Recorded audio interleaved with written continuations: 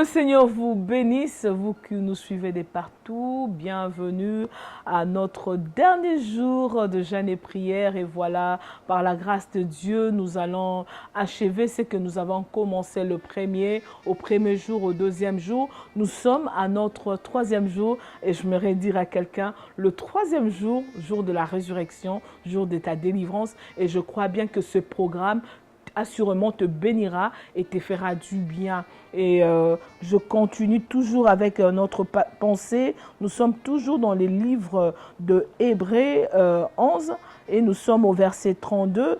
La Bible déclare, nous lisons, « Et que dirais-je encore, car les temps me manqueraient pour parler de Gédéon, de Barak, de Samson, de Jephthé, de David, de Samuel et des prophètes, qui par la foi vainquirent le royaume, exercèrent la justice, obtinrent des promesses, fermèrent la gueule du lion. » Verset 34, la Bible déclare, « Éteignirent la puissance du feu, échappèrent aux tranchants de l'épée, guérirent de leur maladie, firent vaillants à la guerre, mirent en fuite des armées étrangères. » Alléluia. Oui, la foi, lorsqu'on nous parle de la foi, on voit toujours cette dimension, peut-être de l'assurance, c'est une ferme assurance, comme la Bible dit, des choses qu'on espère, une démonstration de celles qu'on ne voit pas. La foi, elle est tellement générale, elle est globale, elle englobe tous les secteurs de notre vie. Et pour y comprendre, nous allons lire le chapitre de 1 Samuel 23, la Bible parle de l'histoire de David. La Bible dit, « Voici les Philistins ont attaqué Keïla et ils pillent des airs. David consulta l'Éternel. » Alléluia. C'est ce que j'ai vraiment aimé dans ces chapitres. La Bible dit, David consulta l'Éternel en disant, « Irai-je et battrai ces Philistins ?» Et l'Éternel lui répondit, « Tu battras les Philistins et tu délivreras Keïla. » Mais les gens de David lui dirent, « Voici, nous ne sommes pas sans crainte, ici même en Juda. Que sera-ce si nous allons à Keïla contre les troupes des Philistins ?» Nous allons lire progressivement. J'ai aimé David.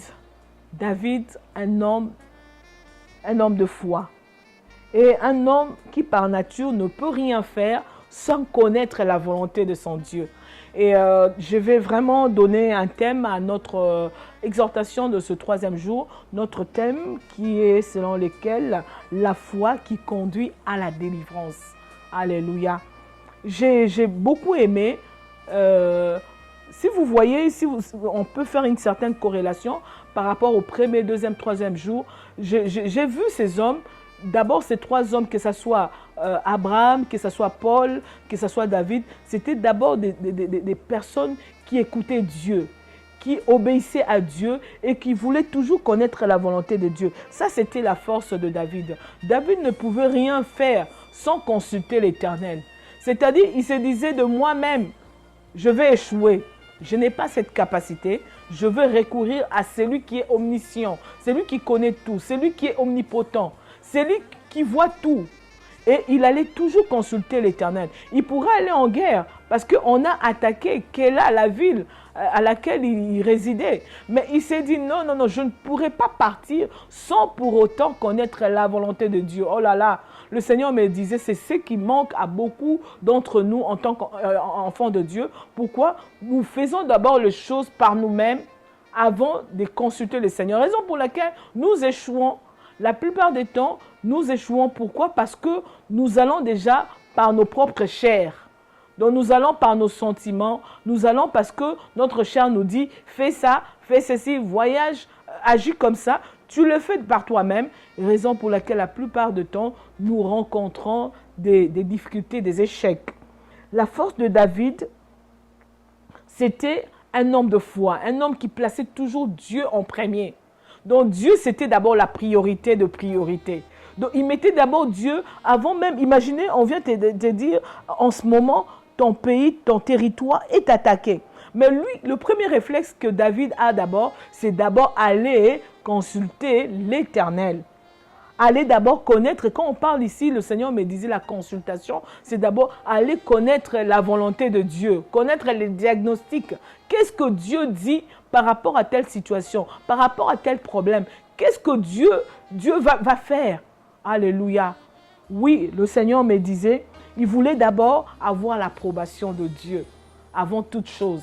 C'est ce qui démontrait qu'il avait confiance en son Dieu. C'était un homme de foi. Lorsque, à chaque fois, maman, tu vas prendre la décision d'avoir d'abord la connaissance de Dieu, de connaître d'abord la volonté de Dieu, de ce que Dieu attend de toi, de ta vie, de tes projets, de ton plan. Oui, nous échouons. Même si nous voulons combattre, nous ne devons pas aller dans les combats par nous-mêmes, par nos propres sentiments. Aller chercher, il y a des personnes qui me suivent en ces moments, ils cherchent des combats. Parce qu'il s'est dit, j'ai Dieu. Non, non, non, non, non, non. Tu peux avoir Dieu et échouer. Parce que pourquoi? Parce que Dieu n'est pas ton associé. Dieu n'est pas en partenariat avec toi. Si vous allez comprendre que David avait toujours les victoires dans ses combats, pourquoi? Parce qu'il consultait toujours le Seigneur. Il avait toujours la prééminence de la volonté de Dieu, de l'aval de Dieu, de l'approbation de Dieu, de ce que Dieu voulait faire dans sa vie. C'est pour cela que Dieu lui accordait toujours la délivrance. Et ce que j'ai aimé, David, on est venu lui dire que non, les Philistins étaient en train d'attaquer, oui, d'attaquer la ville de Keïla. Mais les gens de David lui disent, voici, nous ne sommes pas sans crainte ici, même en Juda. Que sera si nous allons à Keïla contre les troupes des Philistins?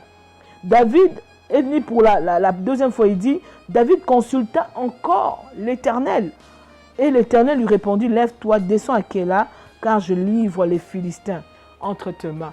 Il voulait d'abord avoir la bonne information. Nous avons la bonne information, comme je l'ai dit, par le Saint-Esprit, par la parole de Dieu. Parce que la plupart vont se poser la question, comment consulter Dieu? Consulter Dieu à travers nos 3 jours de jeûne et prière. Consulter Dieu par sa parole. Consulter Dieu par la prière. Dieu peut te souffler, t'insuffler dans l'oreille. Dieu peut te dire, vas-y, je suis avec toi. Fais cette affaire-là, je serai avec toi. Quitte ces pays-là, va dans notre pays. D'autres personnes aujourd'hui, par commodité, parce que la vie est difficile au Congo, parce que les choses ne marchent pas, ils prennent la décision, je dois quitter, je vais aller en Europe, je dois aller en Amérique. Et tu vas là-bas, sans l'approbation de Dieu, vous allez rencontrer des résistances, vous allez rencontrer des difficultés. Et lorsque peut-être il y a des gens qui sont partis à un endroit sans Dieu, ils ont rencontré l'échec, et puis ils se disent que non, j'ai échoué, Dieu m'a laissé échouer. Dieu n'abandonne jamais. Dieu ne connaît jamais l'échec. Lorsque nous avons toujours cet esprit-là, cette promptitude-là de connaître, de consulter Dieu, de connaître sa volonté, le Seigneur nous accorde toujours la délivrance. La foi qui conduit. Le fait d'aller consulter Dieu, c'est d'avoir confiance en Dieu. C'est d'avoir foi. Oui, j'aimerais dire à une femme, dans toutes les batailles de ta vie, si tu veux vaincre, si tu veux avoir la délivrance comme David, apprends à consulter. La Bible dit, David, l'introduction du chapitre de 1 Samuel 23, on dit, David alla consulter. Et au verset 4, la Bible déclare, David allant encore pour être sûr que dans le combat-là, que le Seigneur sera avec moi. Il est allé encore pour la deuxième fois. Combien nous attendons juste pour la première fois? La première fois, lorsque le Seigneur peut-être te dit quelque chose, ah, le Seigneur, tu as prié, j'ai prié, ça me suffit. Non, nous ne devons pas nous arrêter. Une femme de foi ne s'arrête pas en cours de chemin. Une femme de foi continue à espérer contre toute espérance. Même quand tu ne vois rien, même quand tu sens que les combats là persistent, continue à espérer, continue à consulter Dieu, continue à chercher Dieu. La consultation ici, c'est la recherche continuelle de Dieu. Il a continué à chercher Dieu jusqu'à ce que le Seigneur dit, vas-y, je suis avec toi, je livrerai les Philistins entre tes mains. Alléluia. Et le Seigneur me disait, nous avons de grandes décisions, même pour nos enfants, pour nos familles, même pour notre progéniture, les plus grandes décisions de nos vies, nous devons d'abord consulter le Seigneur, aller dans sa présence, aller dire au Seigneur, est-ce que tu es d'accord que j'aille tel endroit, tu es d'accord que je quitte ce travail pour un autre travail. J'ai beaucoup aimé un exemple d'un serviteur de Dieu qui nous parlait d'un homme qui vivait au Canada, qui avait reçu une belle opportunité. Il était dans une entreprise où on ne le payait pas bien. Il avait reçu une grande opportunité d'aller travailler dans une entreprise où on lui avait fait des belles offres, on lui avait donné beaucoup d'avantages. Et la personne a dit non, avant que j'aille, je devrais d'abord aller prier avec mon pasteur, chercher la volonté de Dieu. Et aujourd'hui, Dieu nous fait grâce, nous avons des serviteurs de Dieu, nous avons notre présidente de ce ministère. On peut aller avec elle, prier, demander l'aval de Dieu. Et la personne qui habitait le Canada a dit non, je dois d'abord aller chercher Dieu. Il est allé demander à l'homme de Dieu, on m'a fait telle offre, j'aimerais que tu pries avec moi. En priant, qu'est-ce que le Seigneur a fait? Le Seigneur a parlé, il a dit que non, ne quitte pas ces lieux-là où tu es, reste là. C'était pas... il n'y avait pas assez d'avantages là où il travaillait avant. Mais pourquoi? Parce que la personne, le monsieur a écouté la voix du Seigneur, il a obéi à ce que Dieu a dit. Quelques temps après, il a entendu des informations, il a des informations que l'entreprise à laquelle il devrait aller travailler, ils ont fermé, ils sont tombés en faillite quelques années plus tard. Et là où il n'y avait pas une belle offre plus tard, quelques années prochaines, le Seigneur a fait grâce, on l'a élevé, il a été promu et il a augmenté, le Seigneur a fait grâce qu'on augmente même son salaire. Pour dire quoi? Lorsque nous écoutons Dieu, nous consultons Dieu dans ce que nous faisons, nous avons non seulement l'approbation de Dieu, nous avons les encouragements de Dieu, nous avons Dieu derrière nous. C'est Dieu qui te pousse. Non seulement il marche devant toi et derrière toi. Quel avantage! Lorsque nous écoutons, tu n'échoueras pas, ma sœur.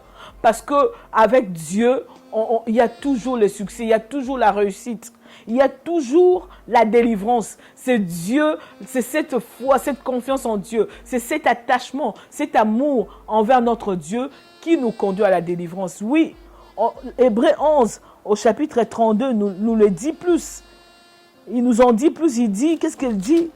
Le verset 32, j'ai aimé ce que Hébreux nous dit. Il dit ceci, il dit, et que dirais-je encore? Car le temps me manquerait pour parler de Gédéon, des Barak, des Samson, des Jephthé, de David, de Samuel et des prophètes qui par la foi vainqueurs de royaumes, exercèrent la justice, obtinrent des promesses, fermèrent la guerre de lions, éteignirent la puissance du feu, échappèrent aux tranchants de l'épée, guérirent de leurs maladies, furent vaillants à la guerre et mirent en fuite des armées étrangères.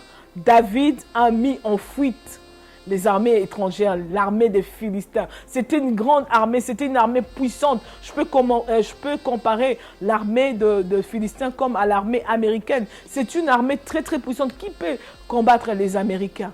Mais David, une petite ville qui est Keïla, a pu combattre les Philistins parce qu'il a d'abord allé consulter l'Éternel. Parce que tu vas consulter Dieu, tu mettras Dieu en avant de toutes tes décisions. Avant, tu vas vaincre les géants de ta famille. Tu vas vaincre les Goliaths de ta famille. Tu vas mettre en fuite des armées étrangères, des armées de puissances qui ont toujours dominé sur ta famille, des puissances qui ont toujours régné sur la génération depuis vos arrière-grands-grands-parents, depuis la première génération jusqu'à la quatrième.